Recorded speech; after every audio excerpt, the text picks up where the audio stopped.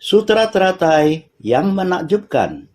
Bab 8. 500 murid menerima peramalan. Shinfasyang, Sutra Teratai, episode 1155. Bodhisattva masuk ke tengah orang banyak dengan 6 paramita sebagai kendaraan. Buddha mengajarkan 6 metode dari Bodhisattva. Para makhluk tercerahkan masuk ke tengah orang banyak, menegakkan sila murni tanpa ternoda, secara luas membimbing para makhluk agar terbebas dari penderitaan. Para bodhisattva menjalankan praktik dari 6 paramita, menjadikan 6 paramita sebagai kendaraan. Kita perlu bersungguh hati memahami. Kita seharusnya secara perlahan memahami. Buddha mengajar para makhluk sebenarnya untuk mengajarkan kita dan berharap kita setiap orang menjadi bodhisattva. Bodhisattva perlu dilengkapi dengan 6 metode untuk menjadi bodhisattva. 6 metode bodhisattva seharusnya setiap orang sangat jelas. Berdana, kedisiplinan, kesabaran, upaya bersemangat, meditasi, kebijaksanaan. Ini adalah 6 paramita bodhisattva. Berdana, apakah ini sulit? Sesungguhnya tidak sulit sedikit pun. Berdana adalah pengungkapan sebersih niat cinta kasih. Melihat orang tua yang susah berjalan, kita memapah dia sebentar, sehingga dia dapat menaiki tangga dengan nyaman, merasa tenang dan leluasa. Ini juga adalah berdana. Hubungan antara sesama manusia ketika berjalan, hendaknya kita mengalah, membiarkan orang lain lewat. Kita sendiri sedikit menghindar. Tindakan ini juga merupakan berdana. Dalam kehidupan sehari-hari, berdana adalah dengan sedikit mengalah, memberikan jalan yang luas untuk orang lain. Kita menggunakan cinta kasih, saling memberi nasihat kepada sesama, sehingga dapat mewujudkan kedamaian sesama manusia, yaitu dengan mengucapkan sebuah kalimat baik. Maka kita dapat membuka batin seseorang, jalan yang membuka batin seseorang. Oleh karena itu, yang berwujud, seperti yang baru katakan, mengalah sedikit, sehingga orang lain memiliki jalan yang luas untuk dilewati. Ini adalah yang berwujud. Jika tanpa wujud, dengan mengucapkan satu kalimat baik, menjadi lebih pengertian, sehingga dapat membuka batin orang lain. Dalam interaksi antara satu sama lain, tapi kita perlu mempelajari kebijaksanaan.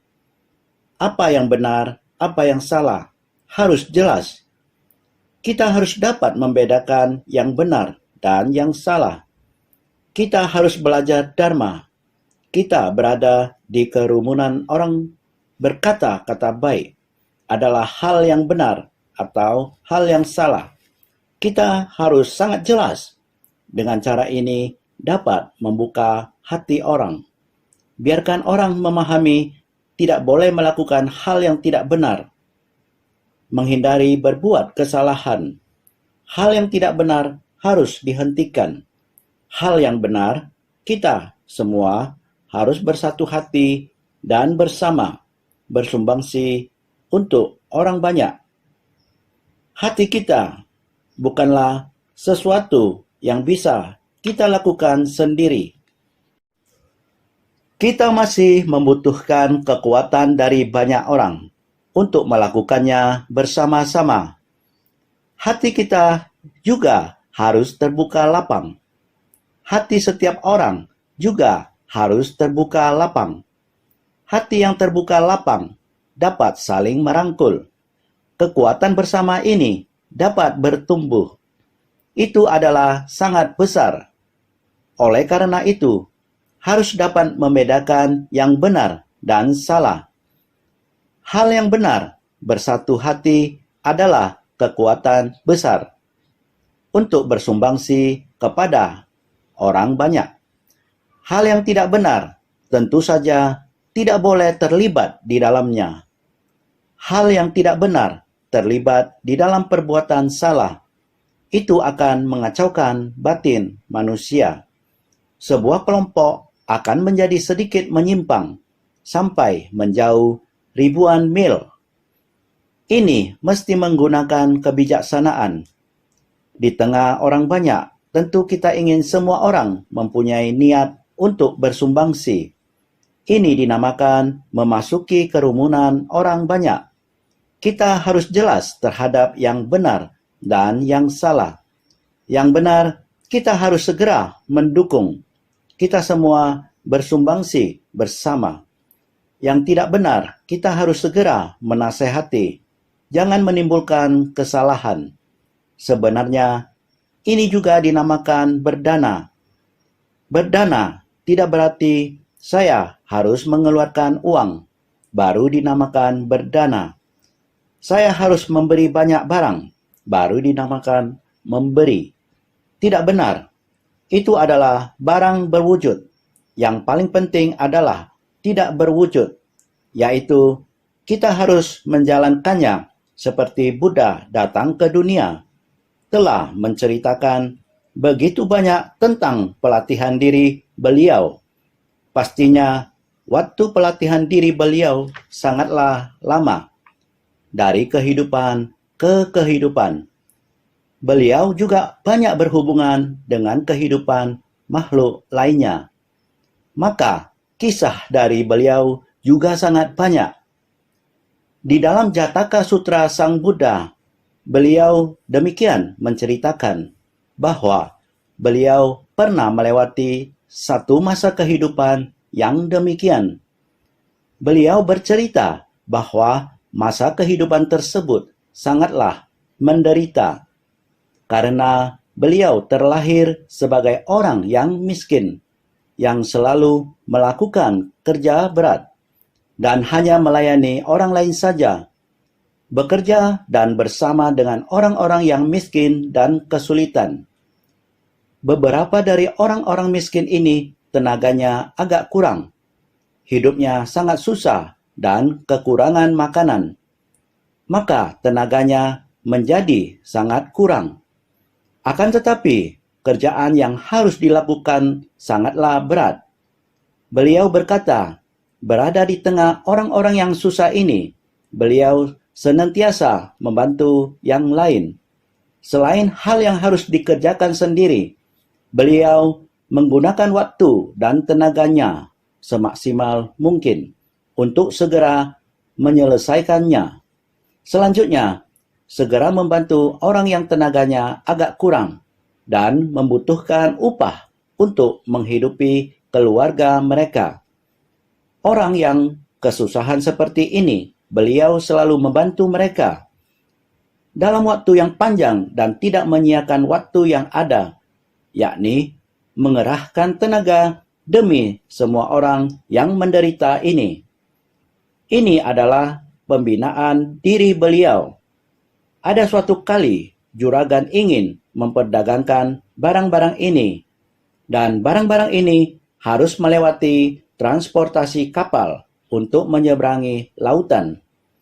Juragannya pun harus memilih pekerja dari orang-orang susah ini yang memiliki tenaga yang cukup serta karakter yang baik untuk bisa menemaninya berlabuh dengan kapal.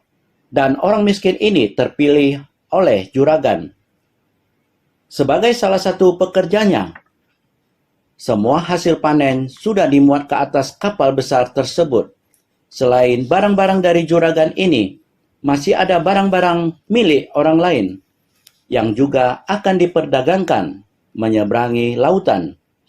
Setelah menaiki kapal ini, setiap hari melewati kehidupan yang sama, meskipun ketika dia bekerja di darat, dia juga tekun melatih dan menegakkan Buddha Dharma. Dia adalah orang yang sangat tulus. Setiap hari dia menyatakan perlindungan kepada di 3 permata. Pagi sekali dia membersihkan tubuh dan pikirannya, sementara semua orang masih tidur. Dia merupakan orang pertama yang bangun. Dia akan menghadap daratan yang luas, menyatakan perlindungan kepada 3 permata. Pertama, dia berlindung pada Buddha, berdoa agar dapat memahami jalan agung. Dia sendiri berikrar, senantiasa membangkitkan tekad tiada tara. Kedua, berlindung dalam Dharma, berharap dapat memahami prinsip kebenaran, mendalami Sutra Pitaka, mampu memahami prinsip kebenaran yang tidak terhingga, menumbuhkan kebijaksanaan bagaikan lautan. Berikutnya, berlindung pada Sangha. Keinginan terdalamnya adalah menjadi seorang monastik, berlindung pada Buddha, dan mendekatkan diri pada Dharma. Ia berharap berada di dalam perkumpulan Sangha, tetapi itu tidak mungkin. Hidupnya tidak memungkinkannya untuk bergabung dengan Sangha. Namun, dalam batinnya tetap berlindung pada Sangha, mematuhi sila dan aturan. Perilakunya seperti kehidupan seorang anggota Sangha, mematuhi sila dan aturan, berharap dapat mempengaruhi rekan-rekan kerjanya. Orang-orang yang bekerja bersama dengannya berharap bisa membantu mereka, berharap dia bisa mematuhi sila dan aturan, berharap mempengaruhi semua orang mendengarkan kata-katanya, memahami Buddha Dharma.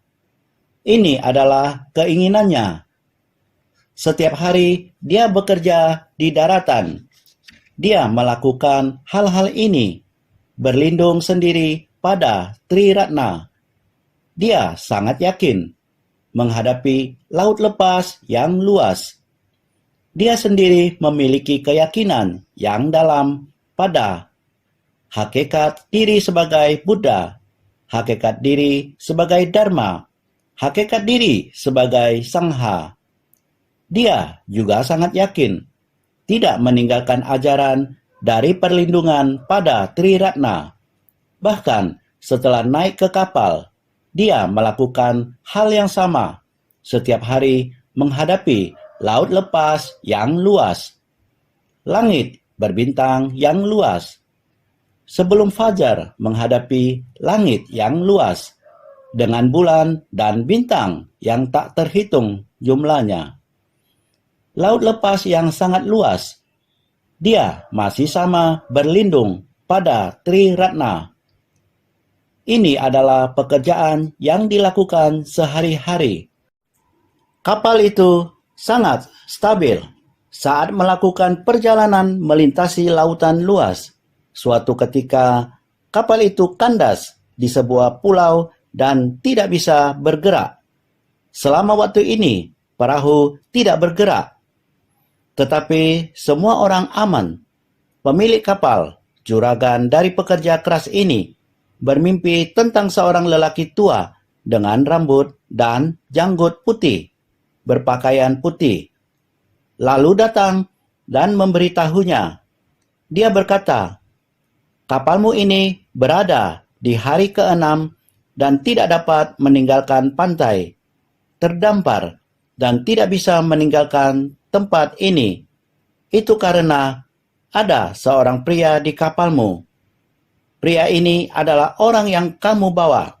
Dia seorang pekerja kasar. Dia adalah seorang praktisi. Karena dia ada di dalam kapalmu, pelatihan diri yang biasa dia praktikkan adalah sila, samadhi, dan kebijaksanaan.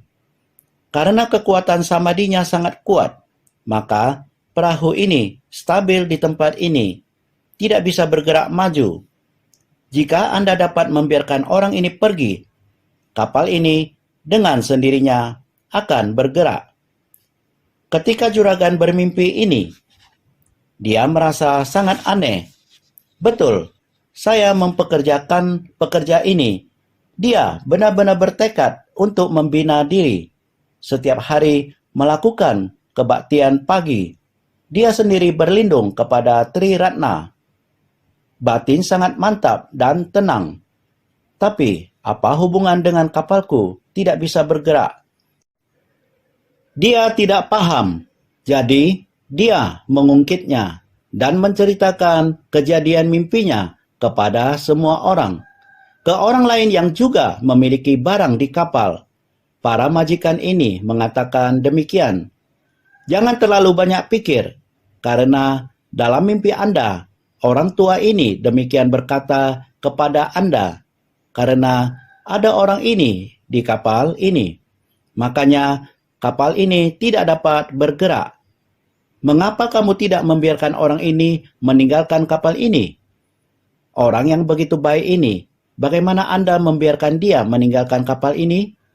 Di sekitar adalah lautan besar. Di tengah lautan, bagaimana kita membiarkan dia meninggalkan kapal ini? Pada saat mereka mendiskusi, pekerja kasar ini mendengarnya. Dia berkata, "Setiap orang adalah majikan. Jangan karena kehadiran saya di kapal menyebabkan kalian sakit kepala. Jika semua orang ingin saya meninggalkan kapal ini, saya bisa meninggalkannya. Hanya berikan aku beberapa potong bambu atau papan kayu.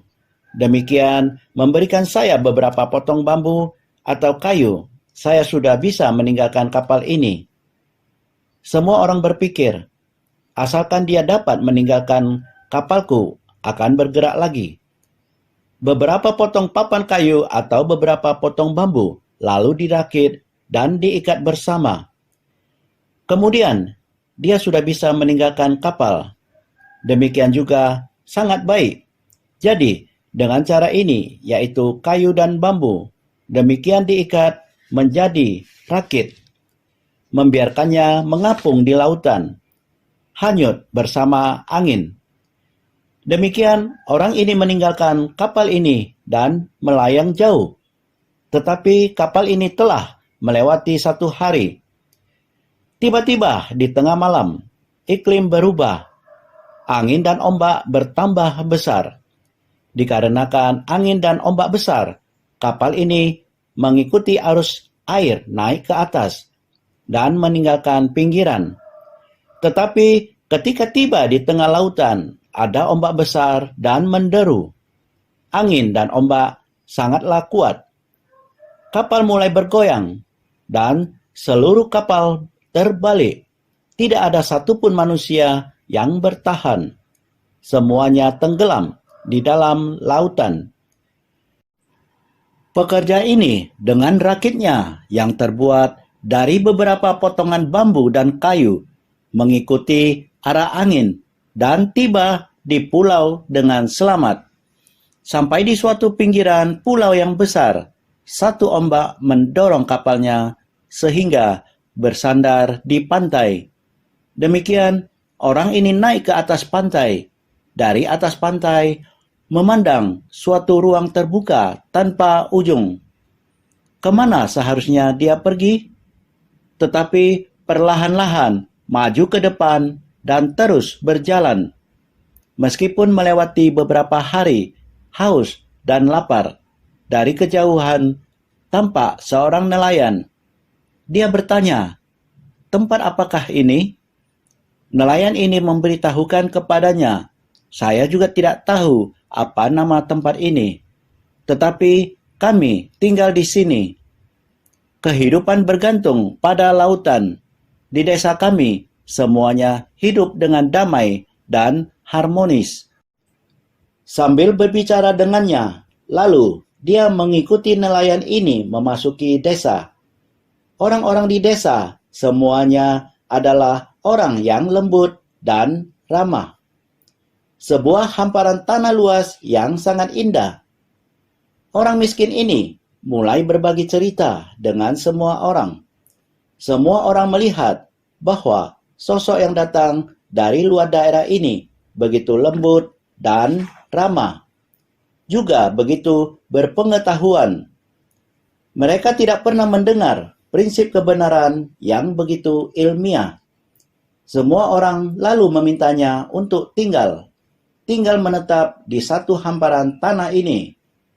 Setiap hari memberikan ceramah mengenai prinsip kebenaran kepada mereka. Dia juga meminjam kesempatan ini untuk membagikan prinsip kebenaran tentang Pancasila, 5 sila, dan Triratna atau 3 permata. Mengatakannya kepada semua orang untuk didengar, mempengaruhi semua orang untuk melepaskan pekerjaan, menangkap ikan, dan mulai bertani. Membuat hal yang berkaitan dengan pertanian. Dengan demikian, semua orang menjalani hidupnya dengan bertani. Orang-orang menaati aturan sila. Orang-orang atas kehendak sendiri berlindung pada Triratna. Buddha Dharma berkembang makmur di daerah tersebut.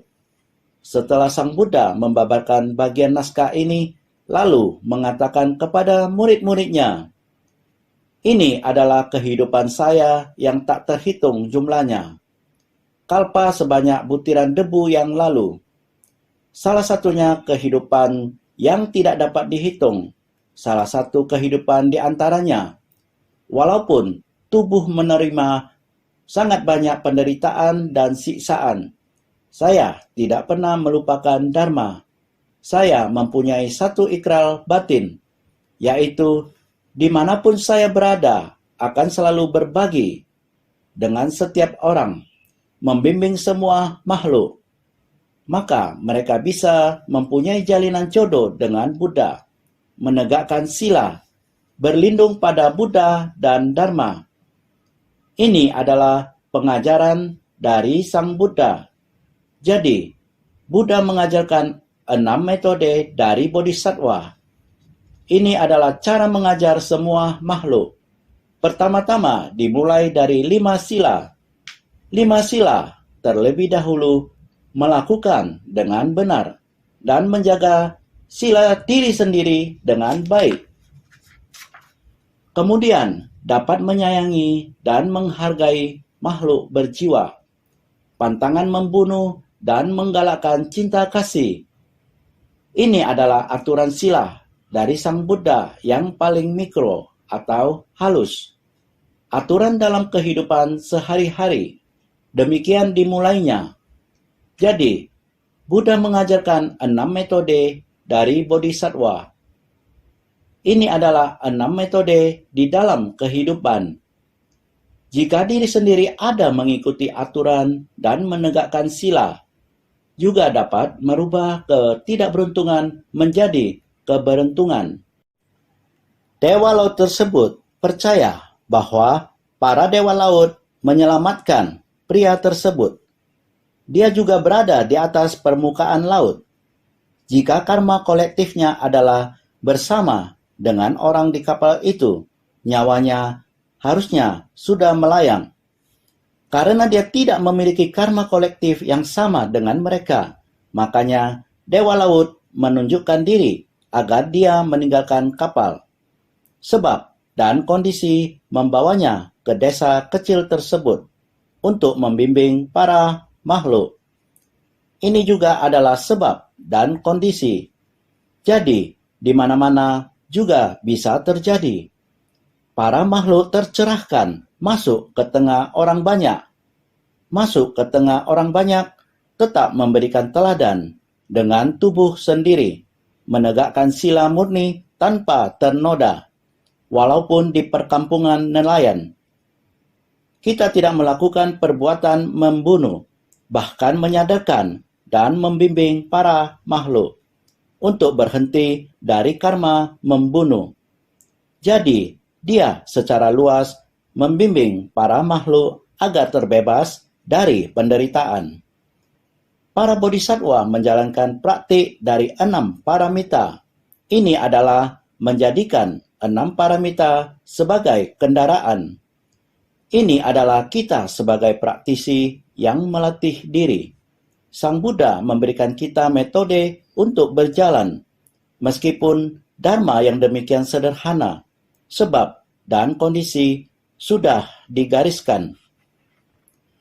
Asalkan kita dengan hati yang bajik demi melakukan kebajikan, dengan demikian kita mempraktikkan dan menegakkan sila, melakukan hal yang sepatutnya dilakukan, tidak memiliki karma buruk kolektif dengan para makhluk. Kita juga dapat menyelamatkan diri sendiri seperti ini. Seperti anak miskin, dalam kesehariannya tidak tahu akan aturan, terjerumus dalam mabuk dengan minum arak beracun, tidak tahu arak telah membuatnya mabuk, tidak sadarkan diri. Naskah sutra sebelumnya sudah kita bahas hal ini. Kita lihat lagi naskah sutra sebelumnya. Engkau sekarang boleh menukarkan pusaka ini dengan kebutuhanmu. Engkau akan senantiasa memiliki apa yang engkau harapkan dan tiada kekurangan lagi. Sutra Teratai Bab 8, Bab 500 Murid Menerima Peramalan. Seperti demikianlah masa lalu, gelandangan dan kehilangan segalanya, terlena karena mabuk akan arak. Arak dari kegelapan batin menjadi demikian mabuk bambukan. Namun bisa memiliki sahabat karib yang demikian, ketika melihatnya sedang mabuk di rumahnya, segera memberinya sebuah mutiara pusaka, dan sahabat karibnya pun pergi meninggalkannya. Kemudian orang mabuk ini pun tersadarkan dan melanjutkan ke tempat yang lain. Demikianlah kembali bertemu dengan sahabat karibnya. Sahabat karibnya merasa, saya telah memberikan pusaka mutiara kepadamu, namun engkau masih saja bergelandangan dan demikian lusuh. Engkau memiliki pusaka dan engkau bisa memanfaatkannya. Ini yang telah kita bahas semalam. Bisa menukarkannya, yang artinya masuk ke kerumunan orang banyak dan bersumbangsi.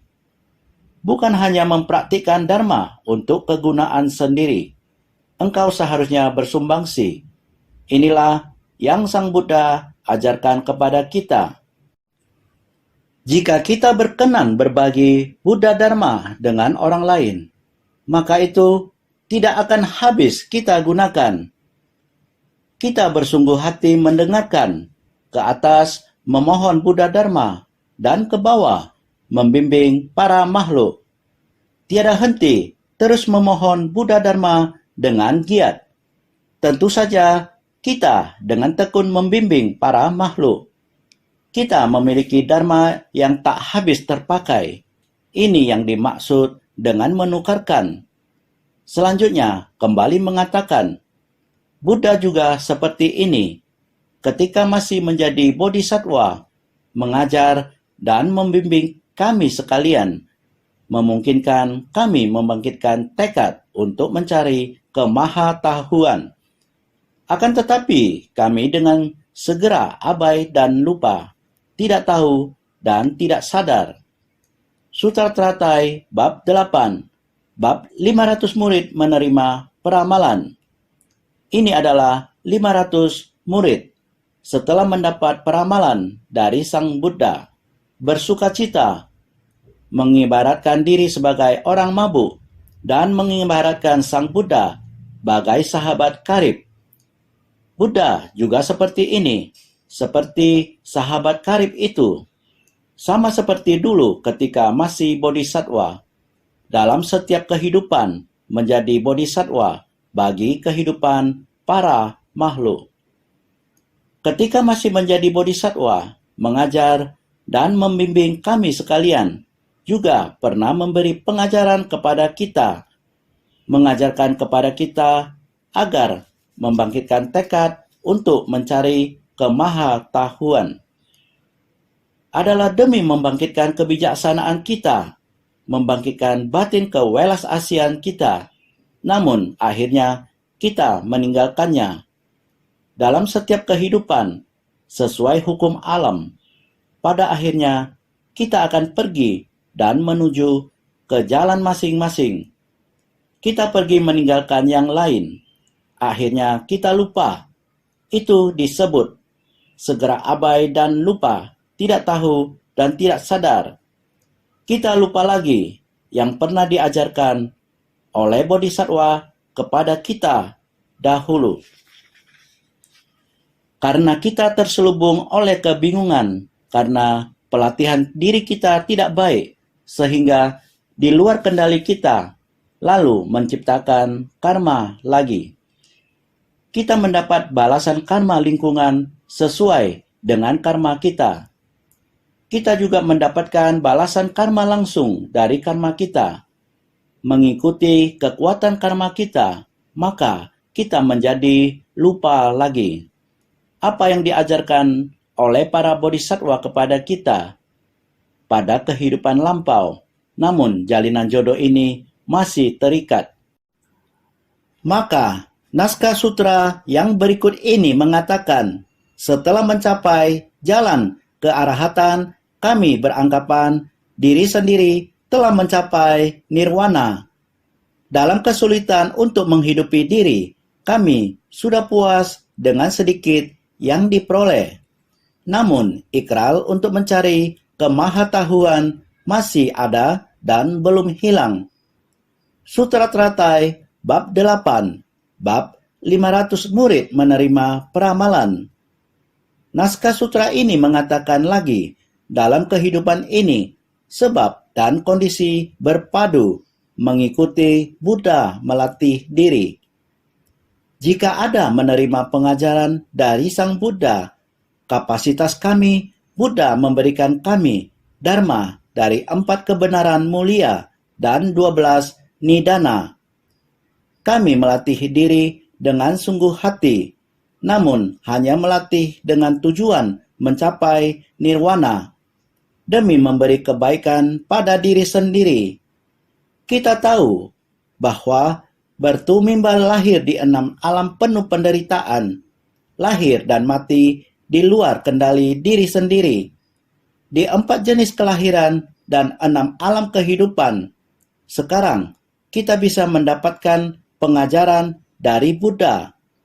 Kita berharap sampai kehidupan ini tidak ingin kembali terlahir lagi di alam manusia. Jadi kami terus melatih diri di tingkatan ini, yakni di tingkatan pencapaian buah arahat, memberi kebaikan bagi diri sendiri saja.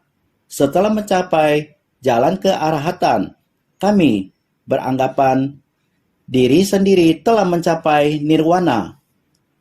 Pada saat merealisasikan tingkat pencerahan keempat, kami beranggapan diri sendiri telah mencapai nirwana paling akhir. Pada saat merealisasikan tingkat pencerahan keempat, mereka hanya bertahan di tingkat nirwana. Untuk mencapai tingkat nirwana dibutuhkan pelatihan diri. Melatih diri dapat merealisasikan tingkat buah keempat. Beranggapan diri sendiri telah mencapai nirwana, walaupun sudah berusaha keras, juga sudah sangat memahami. Walaupun mendapatkan buah Satradagamin, Anagamin, dan lain sebagainya, tingkat arahat dan tingkat pencerahan keempat telah dicapai, tetapi tetap saja masih memberi kebaikan bagi diri sendiri. Diri sendiri beranggapan, saya telah mencapai nirwana yang paling akhir. Diri sendiri berpikir, ini adalah nirwana yang paling akhir. Merasa sudah menguasai semua dharma. Asalkan saya melatih dharma ini, tidak menjalin jodoh dengan orang lain, maka tidak akan tersesat lagi. Tidak akan dibawa sebab dan kondisi terlahir di alam manusia. Mereka merasa hanya demikian, sehingga dalam kesulitan untuk menghidupi diri, kami sudah puas dengan sedikit yang diperoleh. Dalam menghapus kejahatan dan memupuk kebajikan, butuh kerja keras luar biasa. Menghidupi diri adalah sangat sulit bagi mereka. Setelah merealisasikan tahapan melampaui pembelajaran, mereka lalu merasa puas. Saat melatih diri di tingkatan arahat, mereka berpikir bahwa mereka sudah cukup melatih diri. Sebenarnya, mereka memperoleh dharma yang sangat sedikit. Mereka masih memiliki kegelapan batin. Delusi bagaikan butiran debu pasir masih belum hilang. Mereka masih memiliki banyak delusi.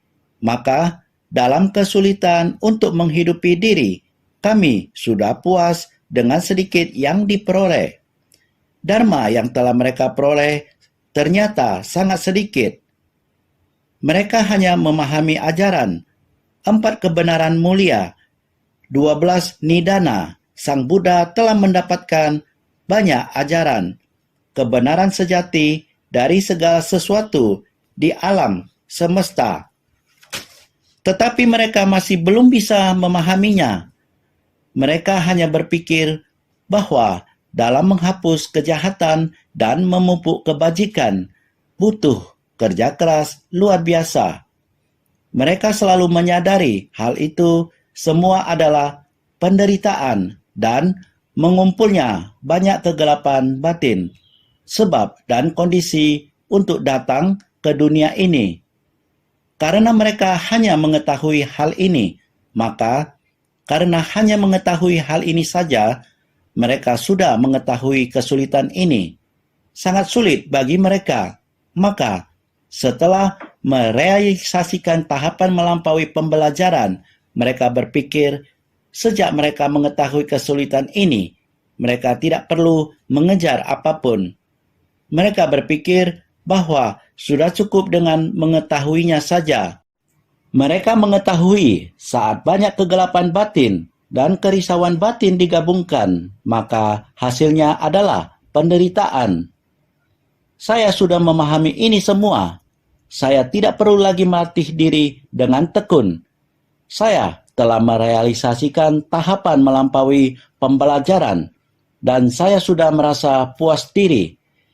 Inilah yang mereka pikirkan. Maka, namun ikrar untuk mencari kemahatauan masih ada dan belum hilang.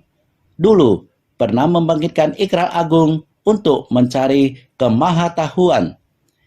Ikrar ini masih ada hingga sekarang dan tidak hilang. Karena Sang Buddha sudah mulai membabarkan Sutra Teratai. Pada awalnya, Sariputra sebagai inisiator memohon Buddha mengajarkan secara mendalam ajaran kendaraan besar.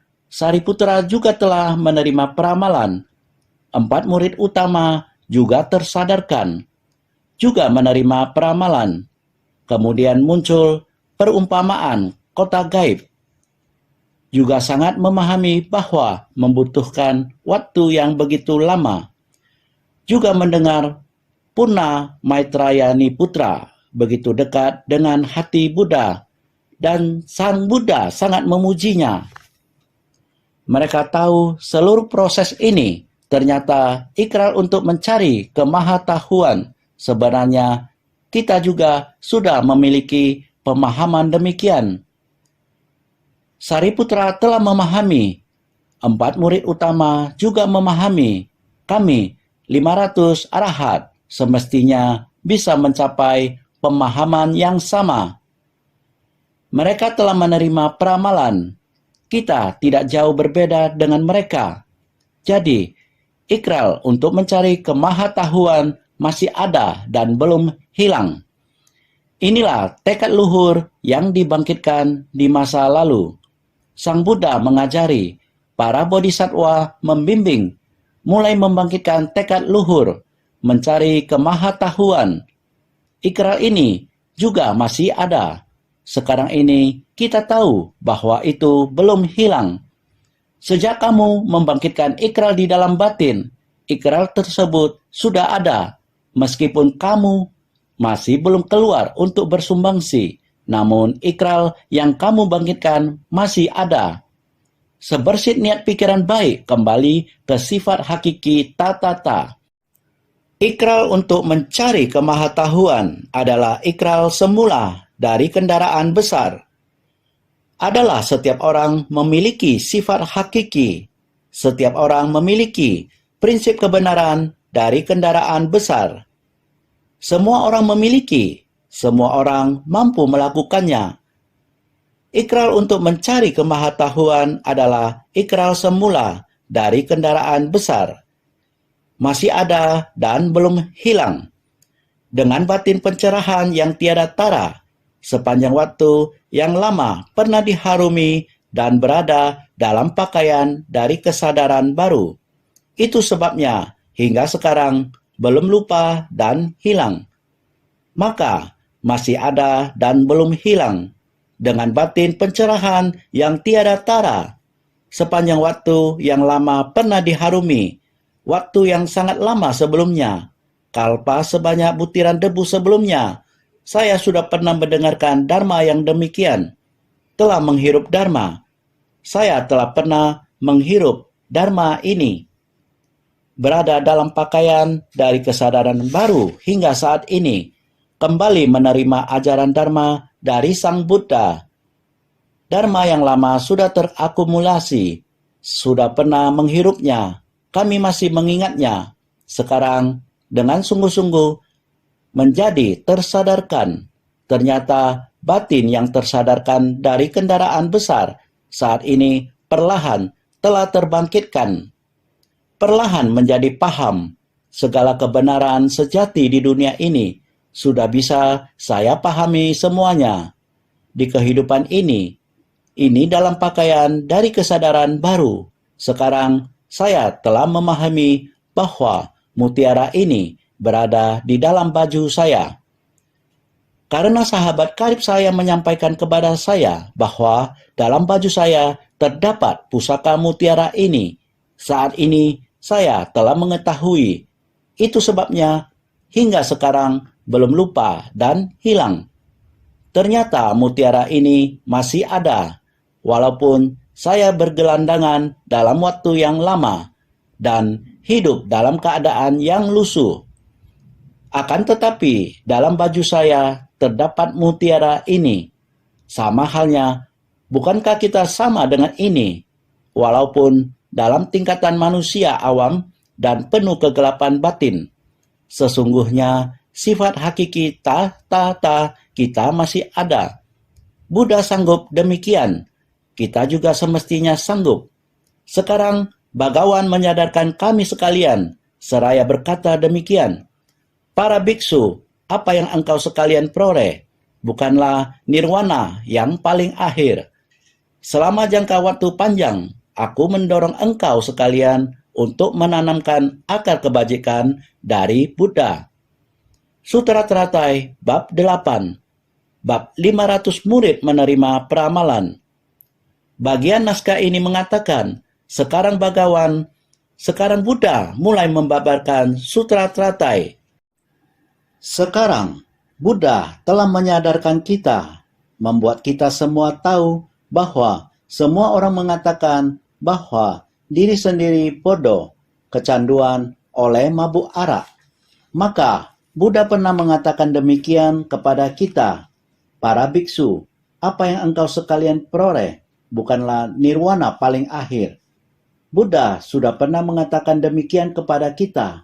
Akan tetapi, selama jangka waktu panjang, aku mendorong engkau sekalian untuk menanamkan akar kebajikan dari Buddha. Saya sendiri dalam waktu yang lama, demikian menanam akar kebajikan kepada kalian. Yang kalian latih sekarang masih ada ruang, harus lebih maju lagi. Dulu saya selalu menghimbau kalian, harus benar-benar membangkitkan tekad luhur dan membangun ikrar agung. Sekarang Bhagawan menyadarkan kami sekalian. Sekarang di puncak burung Nasar, Maha tersadarkan Bhagawan menyadarkan dan mencerahkan kami sekalian. Puncak burung Nasar yang sekarang, Maha tersadarkan Bhagawan demi kita, demikian membangkitkan sifat hakiki kita yang demikian adanya. Sehingga kita memahami Demikian Buddha saat ini memulainya. Seraya berkata demikian, para biksu, apa yang engkau sekalian peroleh bukanlah nirwana paling akhir. Memberitahukan demikian, buah yang melampaui tahap belajar yang engkau sekalian peroleh hanyalah kendaraan kecil, bukan nirwana sejati. Sekarang Buddha mengatakan demikian kepada kita. Buah yang melampaui tahap belajar yang kita sekalian peroleh sekarang hanyalah kendaraan kecil. Semua mengira kita demikian telah cukup. Sebenarnya yang kalian pahami adalah ajaran kendaraan kecil. Memberi manfaat pada diri sendiri, bukan nirwana sejati. Bukan nirwana paling akhir yang sesungguhnya. Kalian hanya memberi manfaat pada diri sendiri saja. Menjaga diri sendiri, ini sangat bahaya. Bila kondisi luar datang kembali, juga akan tercemar. Sehingga, selama jangka waktu panjang, aku mendorong engkau sekalian untuk menanamkan akar kebajikan dari Buddha. Aku semenjak banyak kalpa dulu mendorong engkau sekalian untuk menanamkan akar kebajikan dari Buddha. Buddha telah mengatakannya pada semua orang. Saya telah lama memanggil kalian untuk menanamkan akar kebajikan besar, membangkitkan tekad luhur terjun ke tengah orang banyak. Dari waktu yang lama, saya telah mengatakannya pada kalian. Ini adalah hal pada banyak kalpa yang lalu, mendorong engkau sekalian untuk menanamkan akar kebajikan dari Buddha. Telah mempunyai akar kebajikan, semestinya semua bersungguh-sungguh dari dalam, mencari sendiri sifat hakiki kita yang demikian adanya. Sifat hakiki kita yang demikian adanya selamanya tidak musnah. Selamanya berada dalam batin kamu. Asalkan kamu benar-benar bersungguh hati, sifat hakiki kita yang di dalam batin, sifat pencerahan ini jangan kacau. Melatih sila, melatih samadhi, melatih kebijaksanaan, mendengar dharma, menyerap dharma, setelah diserap, baik-baik merenungkannya. Setelah direnungkan, baik-baik menerima dan menegakkannya. Mempraktikkannya dalam tindakan nyata. Tiada dharma yang tiada dimengerti, tiada hal yang tidak dipahami, sehingga setiap orang harus senantiasa lebih bersungguh hati.